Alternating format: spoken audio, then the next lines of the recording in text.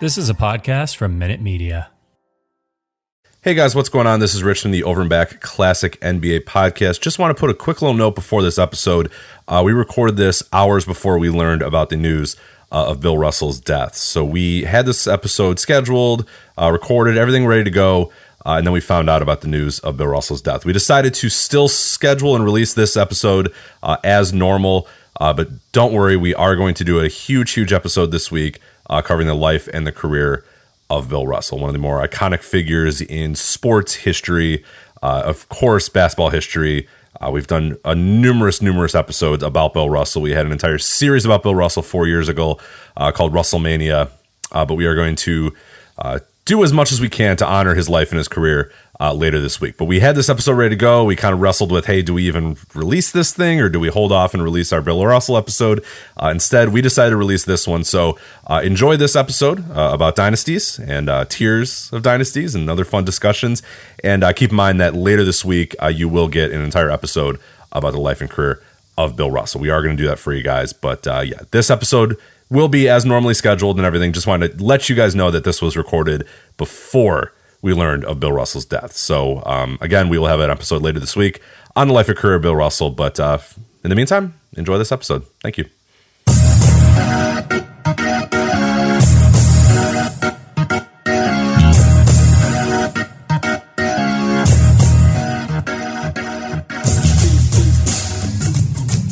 Hello, welcome to the Over and Back Classic NBA Podcast, brought to you by Stathead. I am Jason, and with me as usual is Rich. Hello, Rich. Hello, brought to you by Stathead. We're big time here. Jeez. Yeah, more on that in a little bit. But Love it. Yeah, it's exciting stuff. Yeah, and we are here to talk about NBA Dynasties, which is, of course, a favorite topic of ours. We've spent some time talking about this before, but I think we're going to adjust our thinking a little bit on it and talk about the tiers for NBA Dynasties, kind of trying to see if we can kind of get some division, talk about the most dominant dynasties, then kind of the middle tier and kind of a bottom tier. I think we're going to be flexible on our definition of dynasty. There might be some teams we talk about as dynasties here, like in that tier 3, that some people might not say fits their exact definition of dynasties, but we're willing to be flexible here, right? Absolutely. Yeah, I definitely think we are. And I was kind of surprised when we were talking about this. And again, like you said, we like to talk about dynasties. We've done a few different episodes about that. One we did a couple years ago was, the Warriors are a dynasty now, right? And that one, we kind of explored what makes a dynasty and what doesn't make a dynasty. And we'll do that a little bit here as well. But I was kind of surprised too. We on Twitter, we put out, hey, we're going to do a show about dynasties and, what to you makes a dynasty. Like what, and it's pretty funny the amount of different definitions. We kind of think that everybody might have the same idea of like, oh, this is clearly a dynasty, or that's clearly a dynasty, or this is clearly a dynasty. But it was all over the place, what people said. A lot of really cool stuff, a lot of really interesting stuff. I was on a Discord channel too, and I was mentioning it and talking with people. And there were some really fun, interesting debates going on about, what makes a dynasty. All good debates, which is honestly, believe it or not, on Twitter and Discord, not always possible. But it tends to be that way with us. We have a nice little section of the internet that isn't too mean to each other. It's pretty nice sometimes. But no, it's pretty fascinating how many people define a dynasty, and we're going to try to do that a little bit here. I will bring up some of the other stuff that people did mention, to us of, hey, I think this makes a dynasty, or I think this makes a dynasty.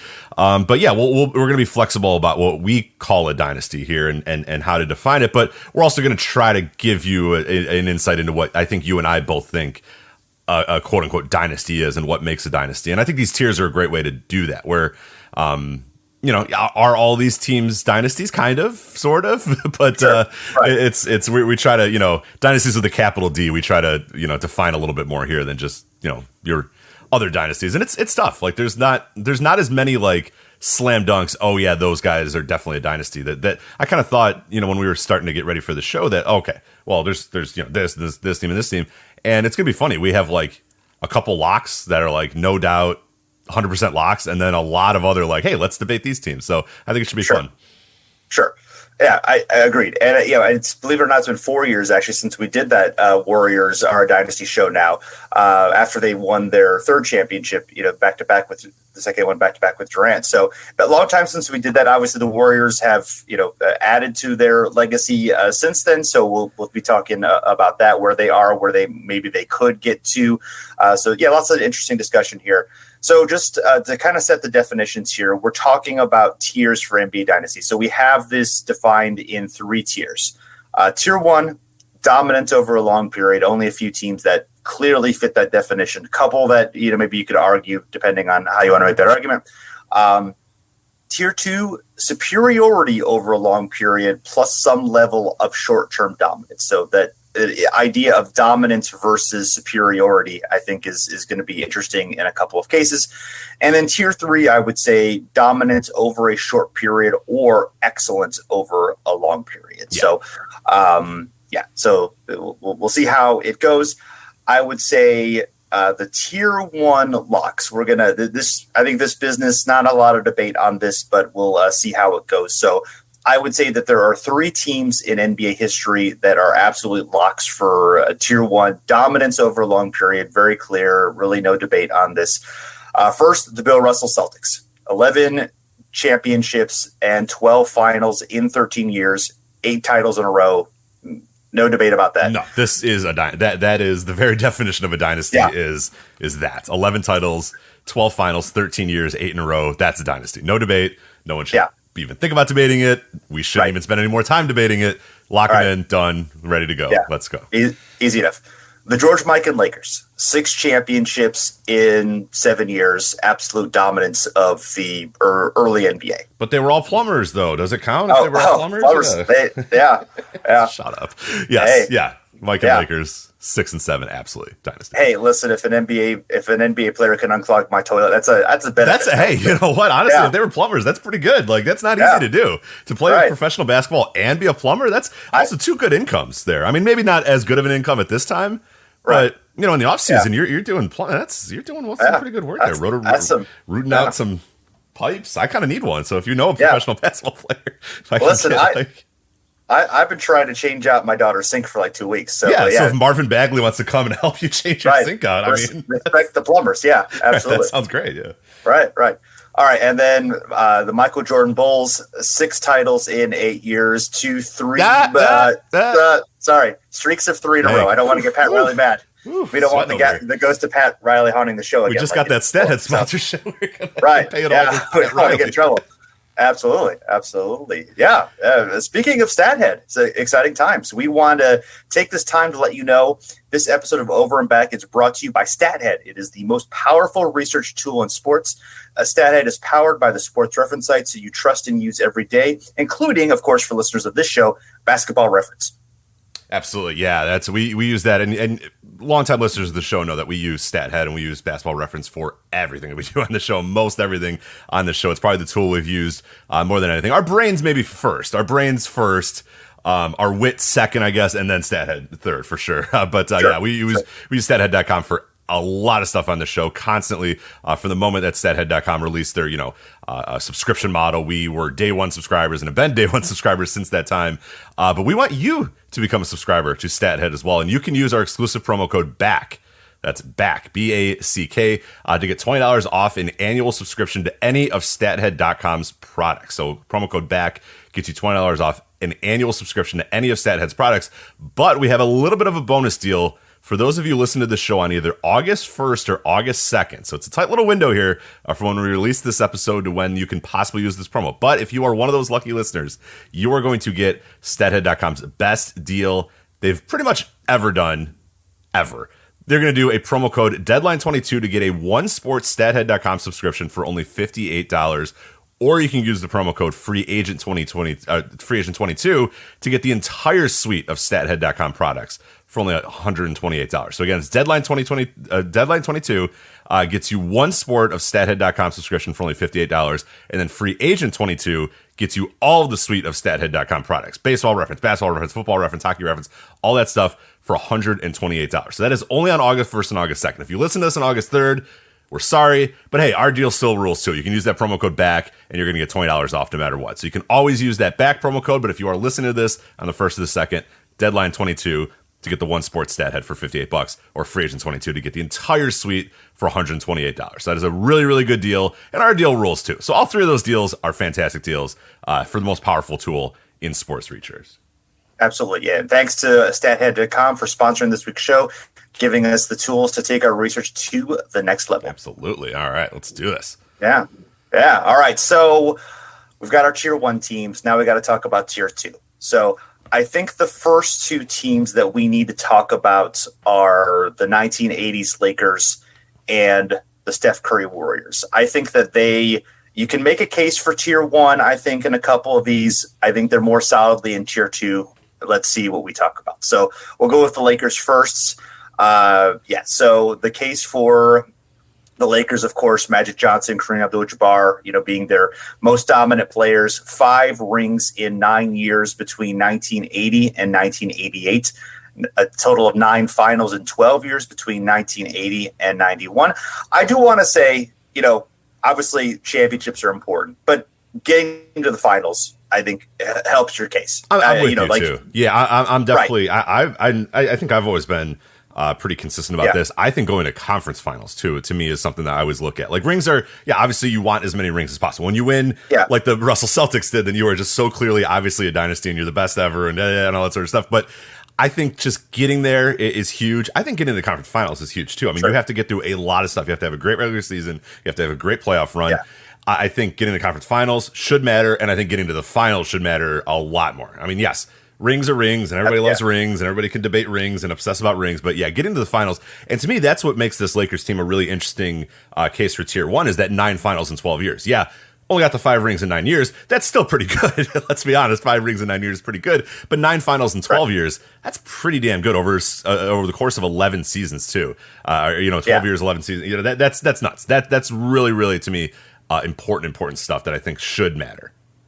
Right. Yeah, I mean, the fact that they made the finals in 89 and 91, even though they lost, should help their case. Yeah, for sure. For being a dynasty. It's like, there's always sort of the Jordan, they won 6 title, they won each time they made the finals. But like, if they had, let's say they beat the Pistons in 90 and they lost in the finals to the Blazers in 1990 and everything else was the same, that should actually help them. Like being in the finals should actually help your case. And sometimes it's sort of like a backwards thing where we think, they lost in the finals, it's not as good. But actually, as you said, making it it's there, so weird. Yeah, and it happens in other sports too. Like going to the Super Bowl and then losing is like worse than not going to the Super Bowl because like, this guy's a choker. And it's like, wait a minute, I was in the Super Bowl. The Bills, better than every other team. Yeah. Like, what the hell? Yeah, the Bills are like, look at these pile of chokers. They're like, we got to 4 Super Bowls in a row. Exactly. Like that's really good. Like we should be commended for that. Not like, oh man, these guys can't get it done when it matters. It's like, no, we get it done when it matters all the time. We just don't win this particular game. Yeah, but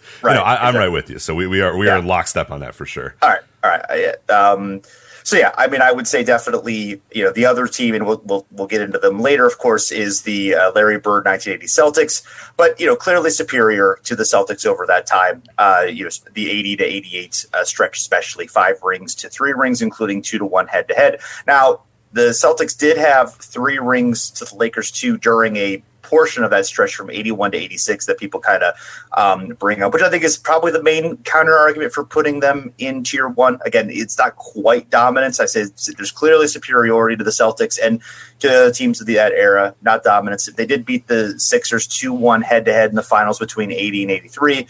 They tied the Pistons 1-1 in finals between 88 and 89. They were also swept twice in the finals 83-89. That matters a little bit to me. I mean, it's hard to when it's hard to say dominance when you were swept twice in the finals. That's a little bit, maybe it's a small thing, but it is sort of thing. I mean, I kind of think the difference between tier 1 and tier 2 is like the difference between having like a super majority or a majority in the Senate. It's a weird comparison, but I'm going to go with it anyway. No, yeah, and it brings up a really interesting debate about are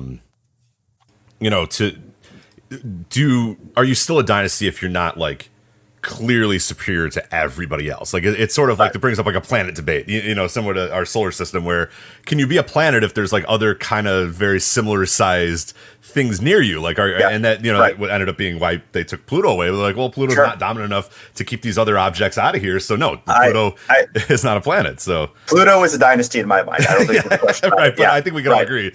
Dynasty Pluto, definitely.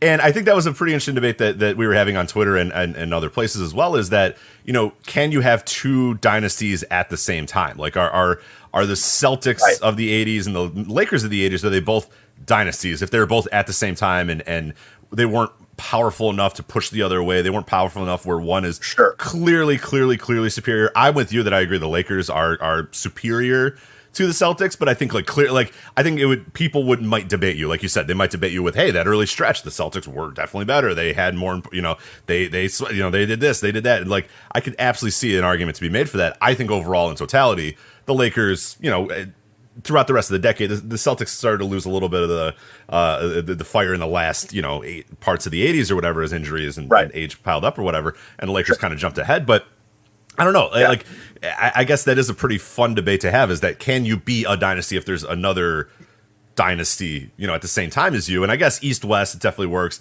Maybe if they were in the same conference, you could say, well, no, not really, because like they're in the same conference as this team. I don't know. I feel like they can both exist, and I think but it does bring up an interesting point that being the Magic and Green Lakers, because they were so superior over the course of that decade, do they belong in a higher tier than those Celtics? And I would agree with you that they do. They definitely belong in a higher tier. Yeah, it depends on what tier you want to put them in. Is there a case for tier 1, or is it just because, again, like the Celtics were a strong team during, equally a dynasty? I'm going to put quotes around dynasty here, but I think the Celtics are more of a tier 3 dynasty. But I do think that the Lakers can be a tier 2 dynasty. The Celtics can be a tier 3 dynasty. Again, being flexible with that dynasty word. If you want to say great team or whatever, you substitute something else, that's fine. But I don't think. I don't think they can both be in the same tier at the same time. And I don't think that the Lakers can be a tier 1 dynasty because they didn't show that clear dominance over that time. Yeah, I would agree with you. I would agree. Okay. So how about the Steph Curry Warriors? What do you think about them? Yeah, they're an interesting one too. And this when we were talking with people, one person brought up a debate that they thought that the Curry Warriors were even more important of a dynasty and maybe belonged in a separate tier, in tier 1 or whatever, because stylistically they changed the NBA too. And that was a really interesting thing to think about, where I had never even thought about the style of play. I'm just thinking about, okay, rings and finals and success and that sort of stuff. And someone said, well, what about completely changing the game, like completely radically altering the way that basketball is being played? Doesn't that maybe put you in a different tier where this team, everybody had to basically change how they were playing, how they structured teams, how they, yeah, and I don't know if we're exactly doing that show, but I think it is an interesting thing to think about is not only did they have dominance over a long period, but they were so dominant that other teams were like, well, we need to completely change how we play basketball, because how we're playing basketball, we're never going to beat these guys. So we have to change how we play basketball. We have to change what we do. We have to change how we do. And that's an interesting thing. That's definitely an interesting debate that it'll go to some other quote unquote dynasties that we're going to talk a little bit later, where the similar things happen, where it was like, all right, well, these guys are so good that teams are now altering how they're building their team to try to compete with these guys. And I think that makes them a very, very interesting case for tier 1. I probably want to put them in tier 2, but they do. I mean, it's going to be an interesting thing. Let's talk it through it, and we'll figure that out. But I don't know. I'm really close to putting them in tier 1, but let's talk it out and see. Yeah, definitely. Yeah, you got 4 rings and 6 finals in 8 years from 2015 to 2022. They made 5 finals in a row, and I do think, especially that 5 in a row matters. The Russell Celtics are the only other NBA franchise to have made the finals 5 or more times in a row, and even with 2 losses in that stretch, I think that's unique and special. Obviously, deserves consideration. And especially in this league. I mean, you have the Celtics of that league, where obviously it's still a very tough league, but the Celtics are like just smarter than everybody. They know what they're doing more than every other team, basically in basketball. In the modern era, you have a lot of very smart people running a lot of very smart teams. Not all the teams, the Kings do exist, so there's not all smart people running smart teams. But for the most part, every team isn't run, it's being run as efficiently as possible, with as much data as possible, with as much, and all this sort of stuff. And yet still these guys make it to as many finals as they do. And they're right there with the Russell Celtics. That has to matter. It just has to. Even with the 2 losses, that has to matter, getting there that many times in a row. Sure. Now, what's counts against them, of course, is that they had a weird 2-year dip. 1 year they have the worst record in the league. That's obviously, extenuating circumstances. Basically, little intentional too. Hey, Steph, how's that hand? It's doing okay. No. Right. It's doing bad. I mean, Steph. What are you talking about? I could play it. No. Right. You're good. They lose Durant. Klay Thompson's out for basically 2 seasons. Steph's out almost that entire year. So, it's not like they were playing with the full deck. And then the next year, they kind of get their bearings. They barely miss the playoffs. They get the play in, but they lose in they do not make the playoffs. But of course, then they come back and win the championship this year once they're kind of at full strength again. So, but obviously, I think being the worst team in the league, during that 8-year stretch, one of those seasons, that hurts your case for dominance, even with the extenuating circumstances. Yeah. Obviously their main competition was LeBron James. They had 4 straight years, facing the Cavs in the finals with LeBron. They beat LeBron and the Cavs head-to-head 3-1. If they'd won all 6 finals, I think absolutely clearly, would be a tier 1 team. They could still, and they could still get there in theory. I mean, they're not necessarily done yet. A couple of their key players, obviously Clay and Draymond are older and not as strong as they used to be, but they do have Wiggins, who's, not still pretty young, still in his prime. Steph's obviously amazing, and they've got a lot of talented young players. So stretching it out, is a possibility. I mean, if they win another championship, they have 2. They have 2 back-to-back championships. 5 finals or 5 championships, 7 finals in 9 years. Let's just say they win it next year. I don't think that's super likely, but it's not out of their own possibility. Maybe one more gets them to a clearly tier 1. I think they have a case. I think the other thing is how much. Were they dominant over LeBron, or were they just superior over LeBron? We're going to talk about more about LeBron individually later. Maybe we can talk about that once we get to LeBron, but I think that's worth discussing as well. Yeah, and it definitely is. Yeah, I'm with you that maybe I'm going to put them in tier 2 right now. If they come back this year and win a title, I think they're probably tier 1.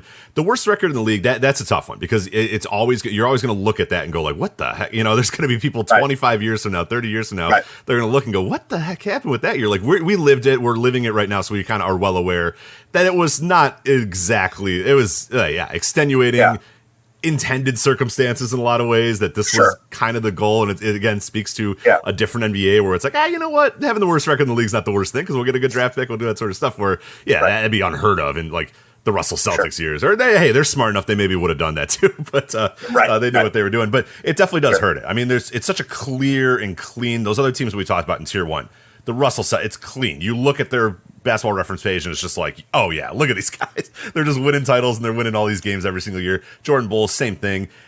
It just looks weird when you look at these Warriors and go, wait, what happened here with these 2 years?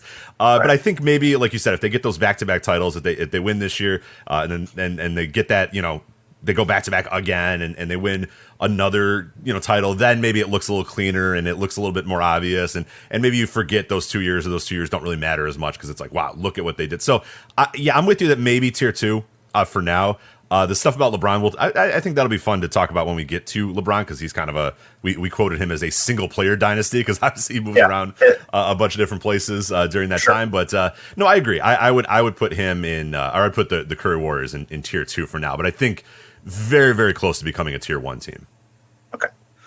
Yeah, I would say that's we will revisit that when we talk about LeBron, but I'm with you on that. So now we've got a couple of other tier 2 candidates, and these there's a lot of variability here depending on what you define them, what era you're talking about. So the 2000s Lakers and the 2000s Spurs. So basically, yeah, we're talking about two candidates from roughly the same period. I'm going to put Kobe in quote Lakers and the Duncan Spurs. Obviously, the early 2000s Lakers are more, I mean, Kobe obviously very important, but Shaq obviously the best player on those teams. So we got some decisions to make about the 2000s Lakers before we get them head to head. So for the moment, let's just say that we're going to put the 2000 to 2010 Lakers together and call them one dynasty, which is going to be a controversial position. I don't know how you feel about that, Rich. We did a poll on Twitter, and the listeners who participated in that definitely were not a fan of that. I actually do think there's a case there, but for the moment, let's just put them together and see what we come up with, and then we'll talk about whether that's it merits it or not. Yeah, so, yeah, it's really weird. Yeah, this is there's kind of one path that connects them all, but there's also kind of no other. There's like there's like a few little things that connects them, and it does seem like it shouldn't be the case, but then you kind of look at it and you're like, it probably, it sort of is. I don't know. It's a very interesting thing, because there was those kind of 4 years in the abyss, and where things were just a little strange. And there's the Rudy Tomjanovich year, and there's Swish Parker's there, and you're like, I don't know, is this the same? But then the two of the three most central figures to that first part of the dynasty are part of the second part as well. And that it definitely brings up a very, very interesting. Yeah, I don't know that I am actually comfortable with either way. Still, I'm still very weird, because I will one day be like, no way, these teams are totally different. Come on, there's no way. And then the next day I'll be like, Phil and Kobe, the Lakers, come on, why not? But yeah, it's really weird. I'm glad our listeners helped us settle that debate, sort of, kind of. Sure, yeah. All right, so if we put them together, the 2000 to 2010 Lakers. No way. No. What? See, I can't make up my mind. Yeah. All right. They have 5 rings and 7 finals in 11 years, versus the 99 to 2007 Spurs, who have 4 rings and 4 finals in 9 years. We're going to set aside the 2013 and 14 Spurs, at least for now. We'll get into that comparison in more detail below.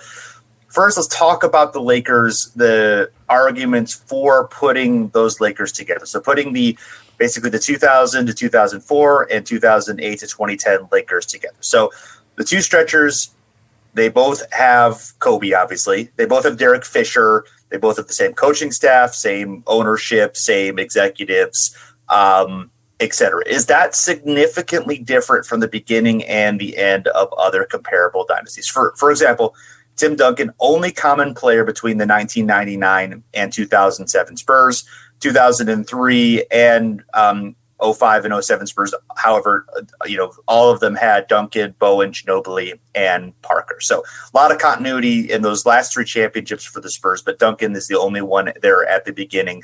Duncan and Pop. Popovich obviously, yes, as well. So yeah, I mean, similar to the Lakers in that way. So that's interesting, right? I mean Duncan began with David Robinson. David Robinson was arguably, they were like neck and neck on that first team, but David Robinson was an extremely important player there, and they didn't have him at the end. So that's certainly similar to the Shaq situation. They just got there in a different way.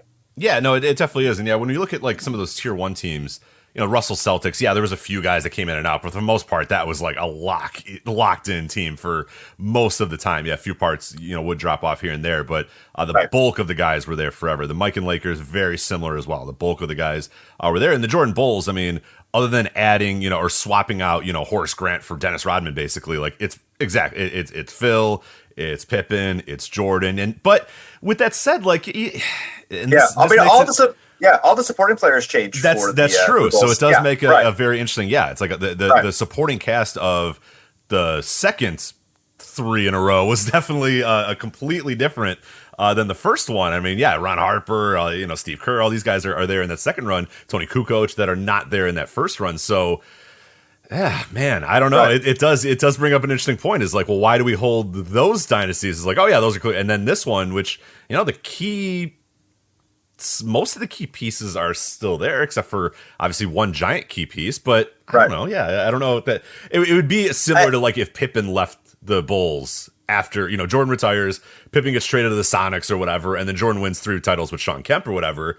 Like, are we then still calling that Jordan Bulls a dynasty? Probably, right? Like, I think, but should we? Well, I don't know. Yeah. All right. Well, okay. Let's say Jordan retires and somehow the Bulls get Shaq, and Shaq and Pippen win like championships with. Let's say Jordan never comes back, or I don't know, let's say the '99 Bulls and still have Pippen and Shaq, and then they win a couple titles. Like, that doesn't seem like that would be kept together. That doesn't seem natural. Right. I wish that sounds great to me. I wish that scenario happened. By the way, that's much better than what did happen in Chicago. And they had Phil. Yeah, I don't know.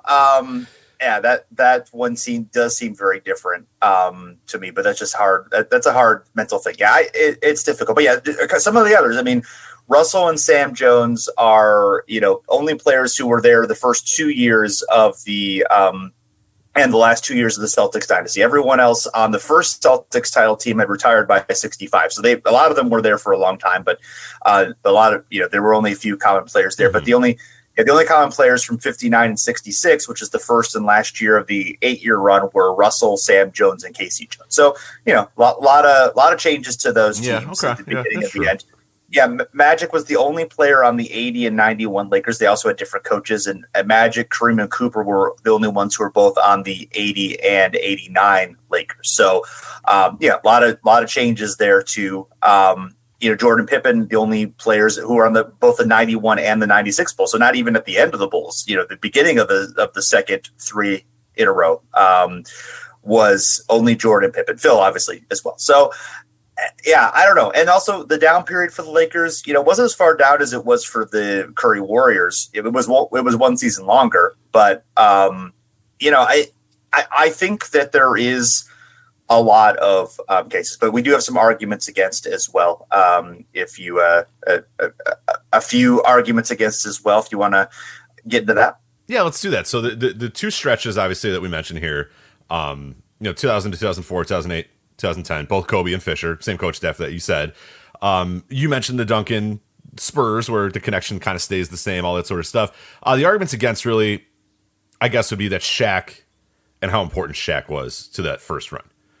2000 to 2004, he wasn't part of that later run, but he was so important to that first run and so dominant, especially in the early couple years, that 2000, 2001, like that year, it's just Shaq Kobe does catch up a little bit in later years. So when you do look at that, the entire run, they're not that much different. They're scoring wise, Shaq's at 27 points per game during that stretch. Kobe is at 26.2. So it's actually not as big of a gap as you would think. But again, Kobe does a lot of catching up in those final couple years. There, 12 rebounds per game for Shaq. Obviously, he's going to have a lot more rebounds than Kobe. Kobe only has 6 rebounds. Shaq's going to have 2.6 blocks per game. On the flip side, Kobe 5.3 assists per game.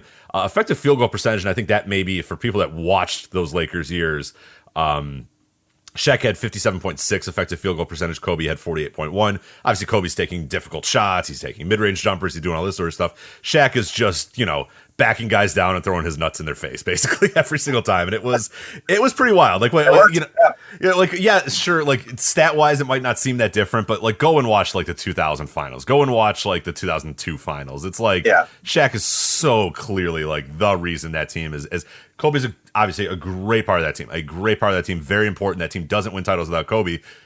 They're not getting anywhere close to that. I mean, Shaq was just so dominant at that time, so crazy, so nuts at that point. And that's where I think the debate then kind of resides, is that now he is gone from these other teams. What happens in then Kobe, and Luke Walton are the only guys between the 2004 and 2008 Lakers. Phil and Fisher both leave and come back. So Phil decides, hey, I'm done with this coaching thing. I don't want any of this. The Lakers say, hey, Rudy Tomjanovich, this is going to work great. That lasts, 35 games, 36 games or whatever. And then there's, Fred Hamlin or something, Frank Hamlin or whatever. Comes in. That didn't work all that well. Fisher comes and leaves. He goes to Utah, I think, and then he was on another team after that, I thought. The Warriors. Warriors, then Utah. And then he comes back. So you have coaching continuity, and some dynasties do change coaches, but they tend to be mostly promoted in-house or former players or something like that. The Lakers have that very weird, I don't know how much it doesn't script the dynasty enough to have this weird Rudy Tomjanovich year smacked in the middle there. Does it matter enough to screw up the dynasty? Does it screw up the lineage a little bit more than it should? I mean, the Bulls one, again, is pretty clean. Phil's there the entire time. It works out pretty well. The Celtics one, you go from Red to Bill Russell, which is fine because Bill Russell's been there no matter what. So it feels like a straight line. There's just this weird, Rudy is just like, what? Get out of here. That's crazy. Like, it'd be like if Steve Kerr got like quit and not even if Mike Brown was the coach. I'm trying to think of who like the Warriors could hire for, 3 years. And it would be like, I don't know. That's kind of weird that guy was the coach. I don't know if that still keeps it. But yeah, coach, I think that's important too, to keep that lineage alive, is that same coach. But do we kill them because there was the one random Rudy Tomjanovich year? I don't know. Yeah. Well, the Lakers, the 80s Lakers had 4 coaches, It's true. Yeah, right.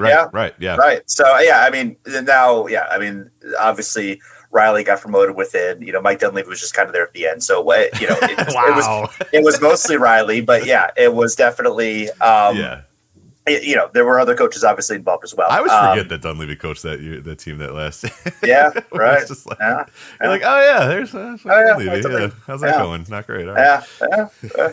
All right. So it's tough. I mean, and obviously the case. I think the case is both. So let's just go. For the moment, let's stick with, we're going to consider the 2000s Lakers as one entity, and let's compare them to what it would be versus 2000 Spurs. So let's do that.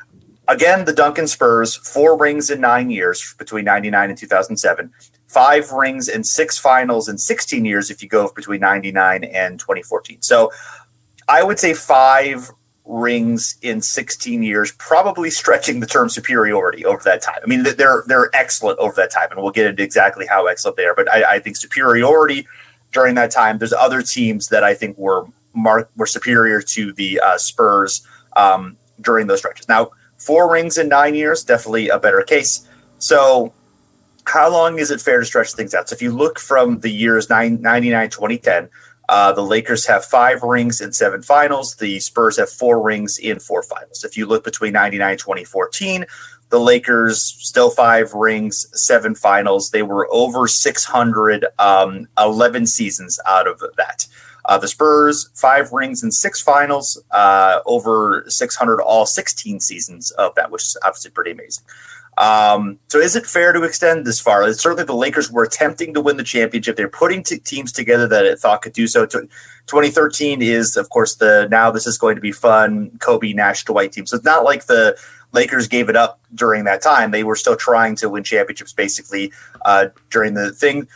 If we do extend it out, the Lakers do have more finals over that period and the same number of rings that the Spurs do, but they did have down periods that the Spurs did not have. Yeah, and I think that makes a really compelling case for the Spurs, that yes, in terms of making finals, winning finals, maybe they weren't there as much. They were obviously the early part of the decade. They're there. They win in 1999. They take a little bit of a break. They make a conference final in that time. They get back at it in 2003. They win a final.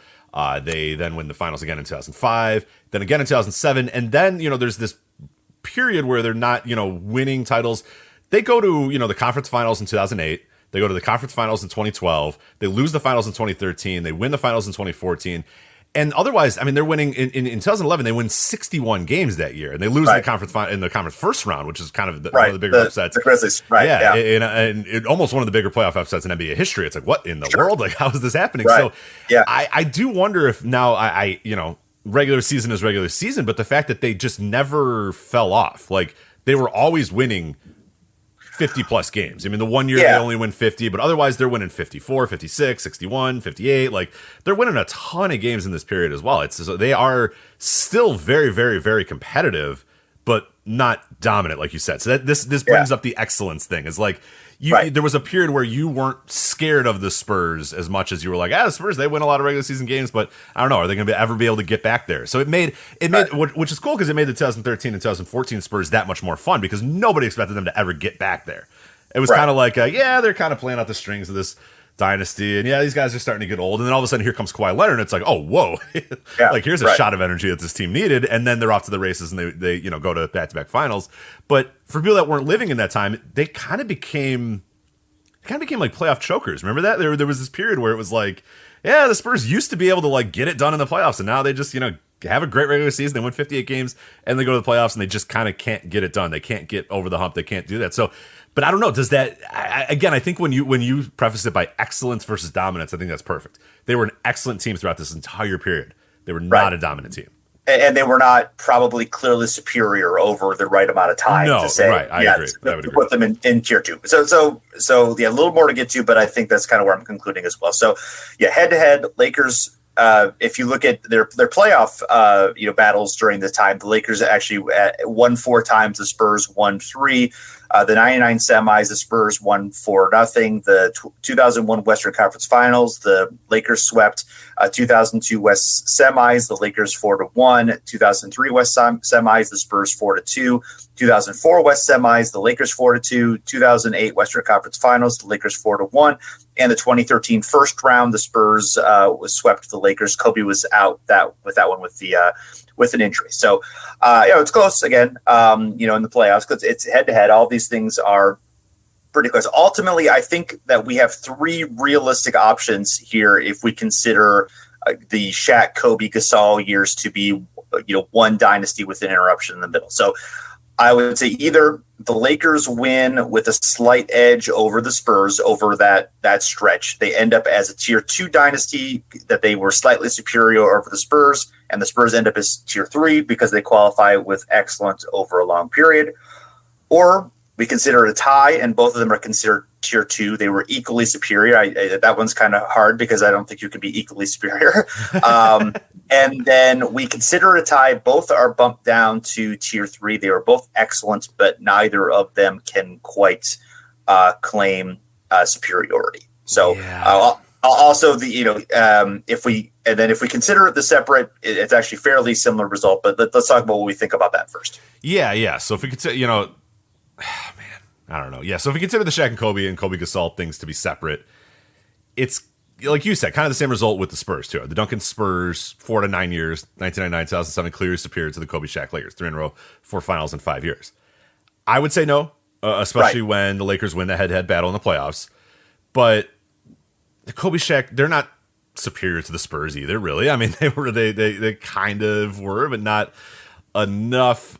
Oh man, both get bumped to tier 3. Neither team's peak stretch quite long enough to make it to tier 2. The Kobe Shaq Lakers dominant over a short period, but not superior over a long enough one. The Duncan Spurs excellent over a long period, but not clearly superior for a long enough stretch. I guess you can make dominance for them between 2003 and 2007, but it feels clunky and weird. Even if they made another finals between 1999 and 2007, it's still kind of strange. I think the best way to do it is probably put them both into tier 3. Right. I think is probably the best way to do it. If the Kobe Shaq, Lakers stay together for a little bit longer and maybe win another title, or hell, if they win that one, the Peyton Karl Malone one or whatever, then maybe you put them there because that then is a huge stretch. That's a dominance. 4th. Yeah, that's a big. 4 in a row is tough. I mean that's big. 4 out of 5, but yeah, or 4 out of 5, right? Yeah, that's a big. I mean that's a huge run there. So that's long enough. I think that they would definitely be tier 2.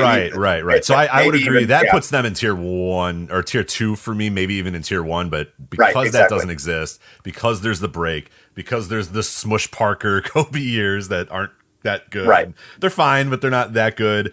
I don't think that you can put them into tier 2. I think they end up in tier 3. And I think the Spurs, I love the Spurs. I think it's a pretty fun dynasty. I think they need to be considered a dynasty, but they don't need to be considered like a top tier dynasty. They are definitely a tier 3 dynasty just because they weren't superior. I mean, even when they were winning titles, it never felt like they were superior in the same way. Like, and a lot of people brought up that they never had the back-to-back. The first never did. Yeah, which I think was important to a lot of people. It's not essential for me, but I see why it's important. It shows superior. It shows like, wow, this is a team that like needs to be reckoned with every single year in the league. Sure. And they didn't have that. They would like kind of pop off and people would be like, it's the Spurs. And then be like, all of a sudden they'd win the title and you're like, oh crap, the Spurs, they're good again. Right. Like, wow, they're so good. And they that's how it never like living it too and watching it never felt like, holy crap, here come the Spurs. Like watch out for them in the playoffs. They always kind of felt like a surprise that they're going to kind of work you in the playoffs and slowly and methodically win a title versus when they walked into the arena, it's like, oh crap, we're going to get destroyed. And that's how the Kobe Shaq Lakers felt. Like, oh my God, like what are we going to do against this guy? This is over. So I would agree with that. I think they're both tier 3 for right now. But right. Yeah. I think if we put the two Lakers groups together, I would say I would probably put them in tier 2. I think they show a slight superiority over the Spurs during that time. But if we keep them separate, then I think, the Shaq Kobe Lakers go into tier 3. 3 titles in a row, 4 finals in 5 years. Obviously dominance over a short period, but not quite long enough to make it into tier 1 or tier 2. So, so then the Duncan Spurs, 3 rings in 5 years, 4 in 9 years, or 5 in 16 years. Either way, whether you consider them dominant over a short period, that's questionable, but excellence over a long period obviously is. And that matters. Okay, right. So now we've got the Larry Bird Celtics. 3 titles in 6 years, 5 finals in 7 years, 4 finals in a row. And I would say, if they were not clearly behind the Lakers in the same period, I think they would have a case for tier 2, but obviously they weren't superior to the Lakers. So I would say, it would make sense. The only case we kind of discussed it before is that, they had more titles than the Lakers between 81 to 86, but also you could say, well, hey, the Sixers, kind of smoked them between 80 and 83.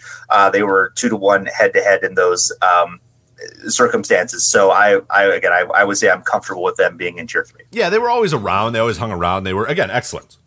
Prolonged excellence for sure. Right. I don't think you can call them superior. I just don't think you can. I mean, they're clearly not superior to the Lakers. And there were a few other teams that popped up. Like you said, there was and the Pistons at the end too. Yeah, I was gonna say the Sixers at the beginning and the Pistons at the end challenged them and did, kind of take them to the limit and in some cases beat them and stuff. So it's like, it's hard to call them superior. Excellent, no doubt. Superior, no, I don't think so. Yeah, I would agree. So okay. Now we've got the 1970s Pacers, ABA. Yeah, we're gonna bring ABA Dynasties, baby. This counts. ABA counts, baby. It does count, 3 and the NBA finally made the ABA count too. I don't know if you saw this when we're recording this in July of 2022. They finally decided, hey, maybe we should help the ABA players get medical bills. I mean, unfortunately, probably about 20 years too late, but I guess better late than never. The NBA finally acknowledging that ABA players might also need medical help sometimes too. So. Hey, I mean, it's great that they finally did that. Again, it definitely overdue, but Dropping Down's foundation, who we interviewed, really did a lot of good work to get that going. That's really awesome. To get it done. Yeah. So so the 70s Pacers, 3 titles in 4 years, 5 finals in 7 years. They did win back-to-back championships. I would say right on the border of tier 2 and tier 3.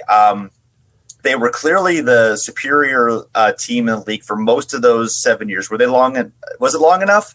The 2 teams that made the finals but didn't win in 69 and 75 were kind of both outliers, somewhat lucky to make it that far, especially the 75 team. If you look at it year by year, in 69, they were winning percentage .564. They were second at SRS. They lost in the finals 4-1 against the very dominant Oakland Oaks. 1970, 702 winning percentage, second in SRS. They won the finals.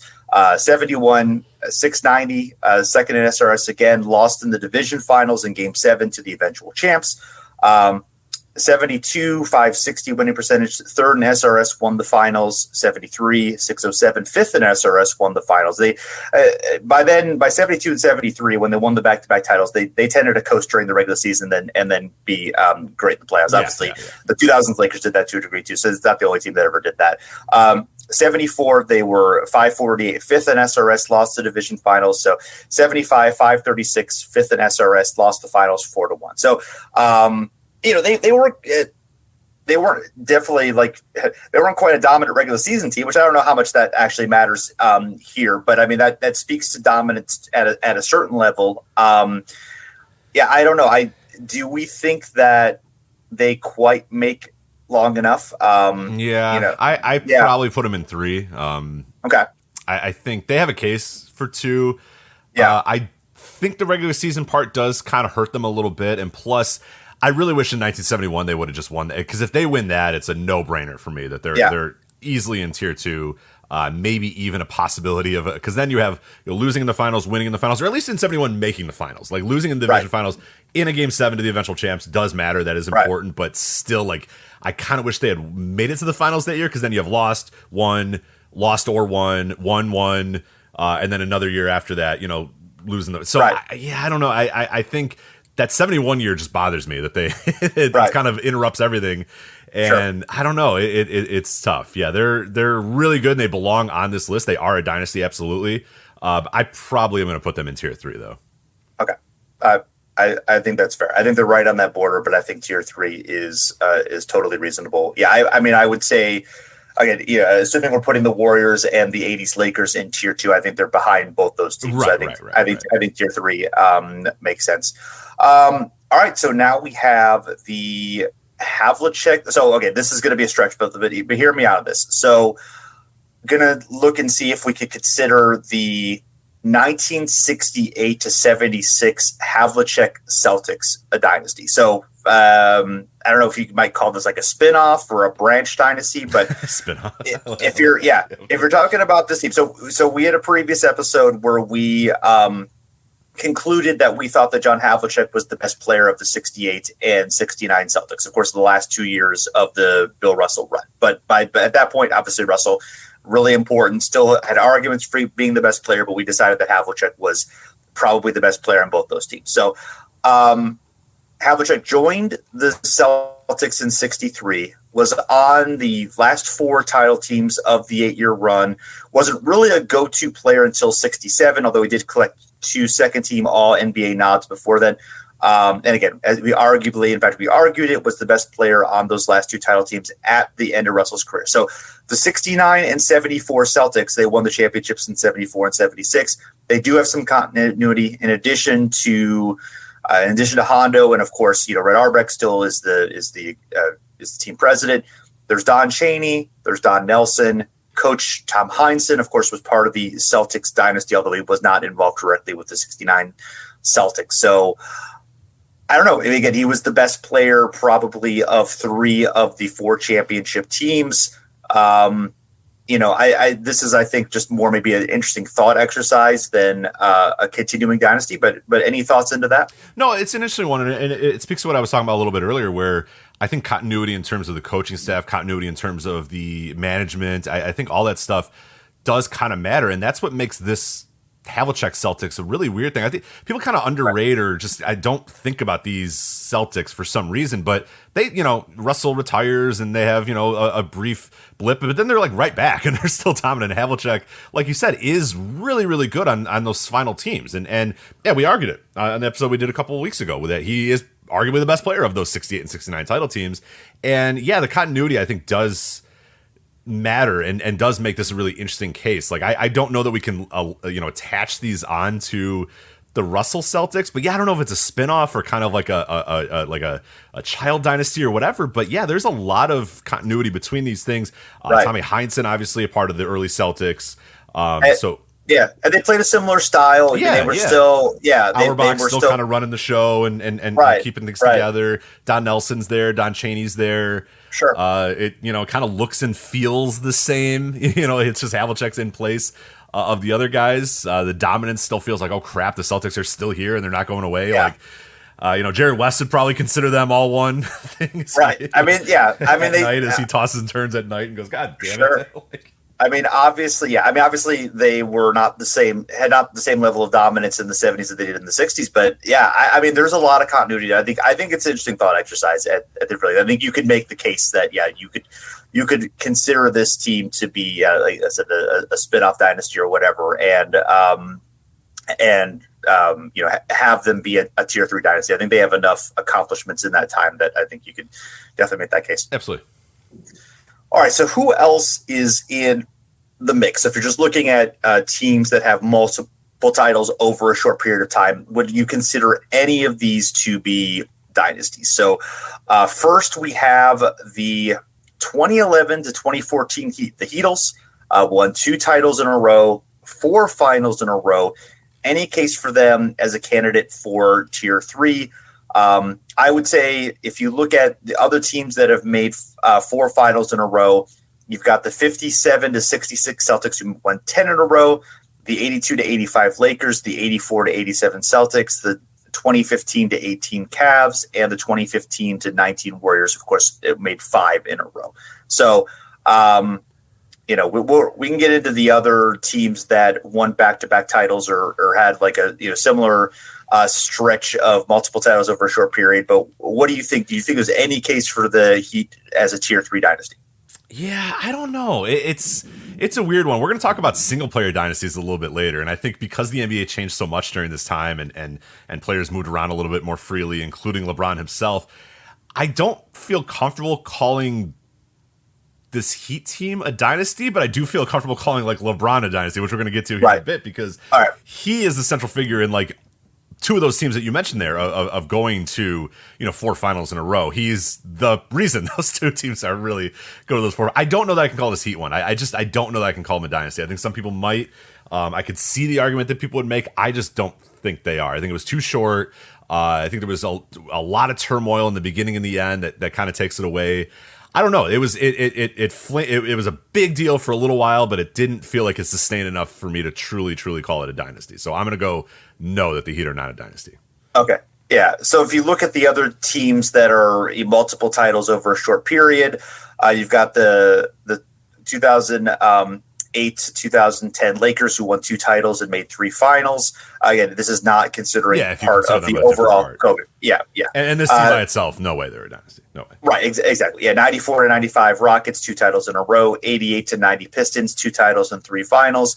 The 74 to 76 Celtics, if we're not considering them part of a larger Havlicek dynasty, 2 titles in 3 years.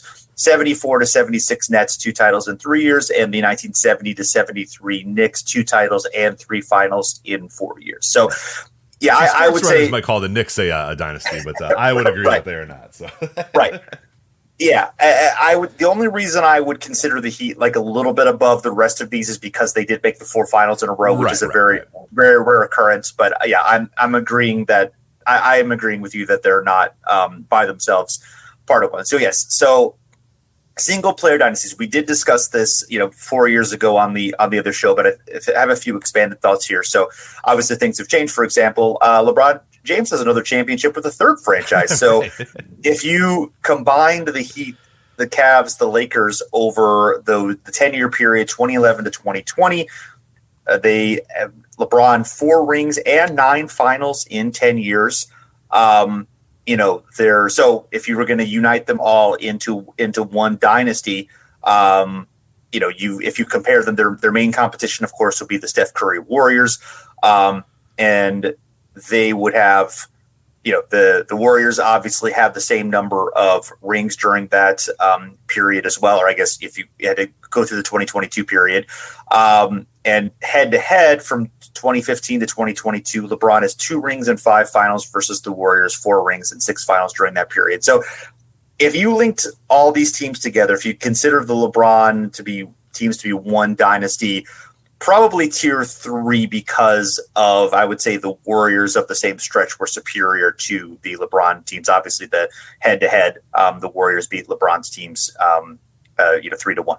Yeah, I would agree. I think you can definitely call him a dynasty, into itself, a single-player dynasty. You cannot call it a superior or a dominant team. Excellence throughout the entire time, for sure. Going to 10 finals or going to 9 finals in those 10 years, that is excellence for sure. It's not dominance. It's just not. And was he a dominant player? Yes, but did he make his teams dominant teams? Where every single time did they, feel like they were going to win a title? It didn't. It felt like they were going to compete for a title, that they might get close to winning a title. But there were a lot of those years too, where it's like, especially like the Kevin Durant Warriors versus the Cavs years, it was just like a formality. Like, all right, LeBron's in the finals, but here come the Warriors, and they're going to completely buzzsaw through the LeBron Cavs. And they did. Most times they did. He did put up great fights, valiant fights in a lot of those. Sure. Won a bunch of titles in those, but nothing felt dominant in terms of like what we're talking about. Like for dominance in terms of dynasty stuff, he's not there. So I think excellence for sure. Single player dynasty of tier 3, which is a hell of an accomplishment for one player to do, but absolutely I don't think we can put him anywhere higher than tier 3. Sure. And then if you put the Julius Erving Nets and Sixers teams together, 3 titles and 6 finals in 10 years from 74 to 83. they did lose to the Lakers twice in the finals. But and I don't think it's quite as, because I mean the Heat, Cavs, Lakers, there were a lot of, obviously there was not continuity in terms of franchises, which is important, but some of the players did move from the Heat to the Cavs and to Lakers. You did play with a lot of the same players at different times over those teams, so there was some continuity too. There was obviously no key second player that was on all those same teams. It was more role players, but in Irving, there definitely is not much continuity between those teams besides Doc, but it is pretty fascinating that he can go from one situation to another situation. And whatever team he's on is going to have basically almost all those years they were in a competition to go to the finals. Yeah, no, and I think a lot of people probably wouldn't think of this initially, so I'm glad you put this in there. But yeah, there's a lot of dominance there with Julius Erving, and it sucks because like a lot of his dominance comes during the the NBAs and professional basketballs. One of its biggest down periods where right. people just didn't really care that much about the league, and it's on tape delay and all that sort of stuff. And as he kind of bows out is right when everything kind of explodes and the TV deals come, and then Bird, Magic, and all that sort of stuff. But it sucks because like dude was great. Dude was a really, really, really good player, but he's just for some reason never really, a lot of people won't consider him in that top tip tier. But yeah, I mean, 3 titles, 6 finals in 10 years, combined with the AB, and that counts. That should count for a lot of stuff. Does it count as him in any of these tiers? Is he a dynasty? I don't know exactly. I don't know that I have a really good feel on it, but he definitely deserves some consideration for it. But yeah, I don't know if I have a good feel. He's probably out of. I don't know if I totally consider him a single player dynasty, but yeah, I don't know. It's strange just because. There is some, and the two leagues make it weird, and the jumping between the two. I don't know. It just makes it kind of strange and weird, and I don't know where I'm at with it. Right. Yeah. It's definitely a different situation. I don't know if I really even buy the idea of single player dynasties, but I think it's an interesting thought exercise. Mm-hmm. It's fun to think about anyway. So, and then the other third player would be Will Chamberlain on the Warriors, Sixers, and Lakers between 64 and 73, 2 titles and 6 finals in 10 years. Now, his teams did lose to the Celtics in the playoffs 5 times, twice in the finals, and to the Knicks twice in the finals during that stretch. So, I'm not sure if I exactly would even put these teams in that third tier, even if I were like linking them together.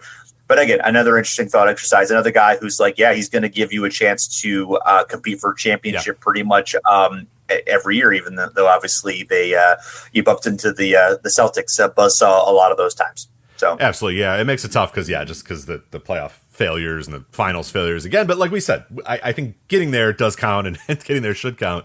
But with Wilt, though, it does feel like there's an extra sting there because it's like every time you face the Celtics, it was just like, you're gonna, and then losing the 2 Knicks. Like, come on, don't lose the Knicks. Come on, beat those Knicks teams. What are you doing? Right? Man? Yeah, but he makes it tough. Wilt makes it tough because he is. I mean, he as being Wilt is dominant. He is a dominant player, a superior player to everybody else, but team-wise and success-wise, he just doesn't have it on that level. So yeah, it's excellent for sure. But yeah, I don't know where he's at. But that's when you put it in that context, he's a little bit more successful than I think a lot of people give him credit for. But yeah, losing to the Celtics 5 times in the playoffs is it makes it pretty tough. So yeah. But it is really interesting. Yeah, I think it frames his career slightly different if you kind of link those teams together. And I think with I think considering the single player dynasties this way, again in quotes, I mean it sort of gives them a little bit of context that to kind of compare them better with the Tim Duncans or Kobe's or Magic Johnson, whoever was with the same team their entire careers. It kind of it's a better way to link them together, I guess, in a way. If you think about those accomplishments by the wherever, again, I wouldn't do that for every player, but for guys who were clearly the best players on their team, clearly the drivers of the championship during those times, I think it's fair to at least do the thought exercise for that, even if we don't conclude any of them. The dynasties, obviously, most of the fans of these teams would be like, "What the hell are you doing, linking these teams together?" That's absolutely not what you would do. It sort of bastardizes the idea. But again, I think it's an interesting thought exercise. Yeah, and for some guys, we give bonus credit, obviously, when a guy sticks with the team for his entire career, at least for an entire dynasty, and in some cases that should be. I mean, that does kind of make it's clear continuity. It keeps them together, all that sort of stuff. Right. In the case of LeBron, like, yeah, do you want to dock him because he's bouncing between a bunch of different teams? Yeah, you could probably dock him if you want. Like, some people might give it credit that, hey, this guy can go to a different team and just immediately that team is incredible and good and great. And the Wilt thing is even a little bit more different because there was other circumstances that led Wilt to go from the Warriors to the Sixers, that led him to go from the Sixers to the Lakers. He's not in the era of, like, you know, LeBron's able to kind of call his own shots and say, hey, here's where I'm going to go because I want to go there. Wilt didn't necessarily have the exact same option, or to the extent, you know, Irving didn't really either as well. Like, you know, it just kind of sort of happened for him as well. I mean, do these guys kind of push to, you know, maybe move to different places? Do they, you know, play a part in that? Maybe, but it's I don't think we should dock these guys as much. Like, if you want to dock LeBron for bouncing between different teams and moving and going and all that sort of stuff, yeah, but I don't know if you dock Wilt the same way because it's just a different era that he's playing in. So some people might say, oh, because Wilt got traded, like, he can't be, you know, Bill Russell never got traded. I mean, Bill Russell was, you know, and it's like, well, yeah, but like Bill Russell played for the Celtics, who was, you know, a franchise that knew what they were doing and were stable and had all that sort of stuff. Wilt, not so much. So, yeah. Great. All right. Well, Rich, this has been a fun conversation. This is like, glad we got a chance to dig into this. Hopefully the listeners enjoyed this, but it was a fun time. Absolutely. Yeah. Appreciate this. This was a lot of fun.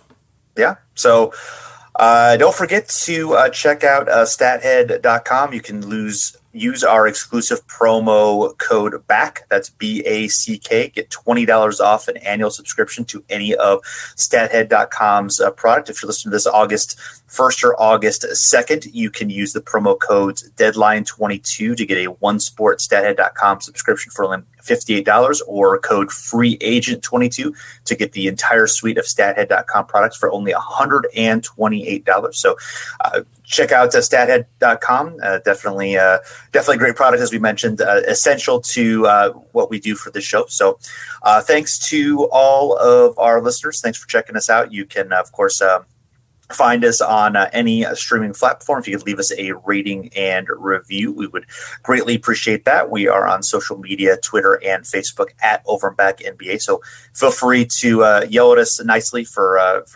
how we've defined Dynasty or anything that we've done that you feel like is wrong. Always some great debates in there. So thanks again for listening, and we'll be back again soon.